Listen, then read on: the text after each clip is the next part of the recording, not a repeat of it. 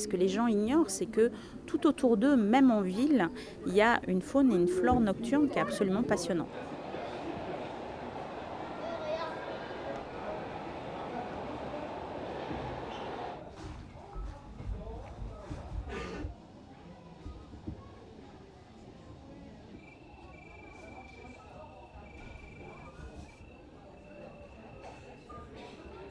La joie de voir des petits hérissons qui sortent, de repérer les chauves-souris qui sont même dans le ciel parisien, même en ville, il y a des pipistrelles qu'on peut observer. Voilà, il y a tout plein d'animaux nocturnes en fait, auxquels je ne faisais pas attention avant. Et en travaillant sur cette exposition, ça m'a permis de poser un nouveau regard.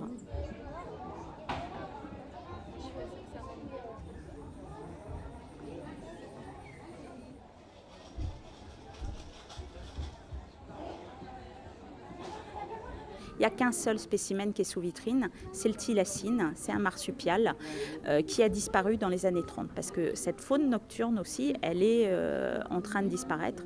Donc le thylacine, lui, est ce loup de Tasmanie, a disparu, mais c'est aussi pour dire qu'il y a d'autres animaux. Juste derrière moi, il y a les chouettes qui sont aussi en danger. Thylacine, Tasmanien tigre, il n'existe pas.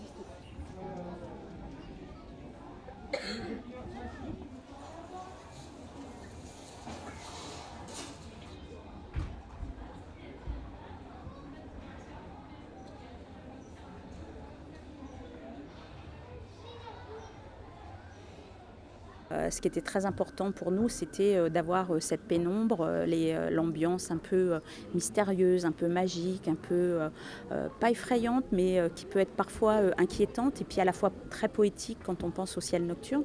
Donc on propose tout un décor. L'exposition est très immersive, avec beaucoup de décors. Il y a des ambiances sonores, je ne sais pas si vous les entendez.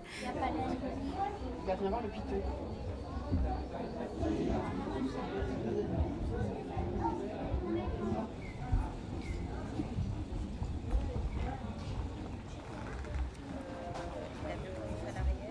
Que beaucoup d'animaux nocturnes se repèrent avec les étoiles et la Lune, enfin les étoiles, la disposition des astres en particulier. Ça aussi, c'est un sujet qu'on connaît depuis une période assez récente. Et donc, s'il y a de la pollution lumineuse, ils ne voient plus ces étoiles, ils n'ont plus de point de repère. Et par ailleurs, ils ont des sources de lumière très fortes, artificielles, qu'ils ne connaissent pas, donc ils se font piéger.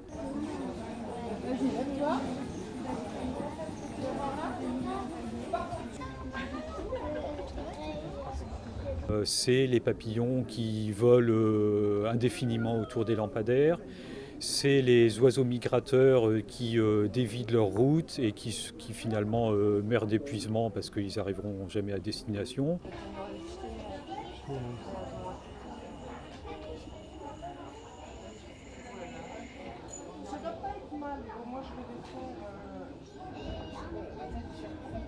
Les bébés tortues marines, quand elles éclosent sur la plage, doivent rejoindre la mer et pour ça, elles se repèrent sur la faible clarté du ciel sur la surface de la mer. Et s'il y a une lumière artificielle trop importante qui se situe sur la côte, sur l'arrière-plage, donc en l'occurrence dans leur dos, elles vont être déboussolées, elles vont se diriger vers ces lumières artificielles et elles vont se perdre dans les sables pour mourir de déshydratation ou pour être mangées au petit matin par les chiens errants par exemple.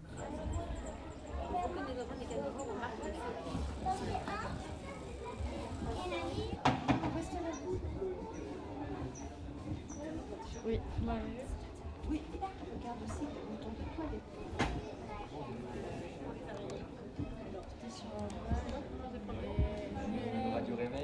Ce qui m'a impressionné, c'est de voir une pierre qui était sur la Lune et qui est sur Terre et en même temps dans ce musée. Donc c'était vraiment incroyable. Donc, ouais.